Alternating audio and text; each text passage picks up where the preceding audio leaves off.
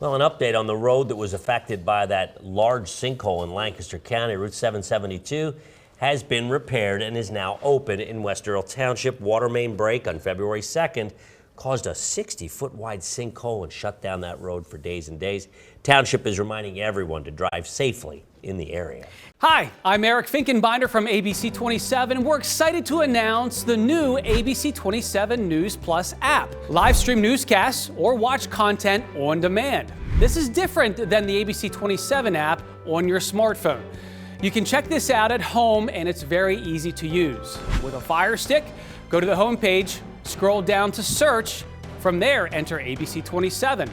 Move over to the apps, and there we are.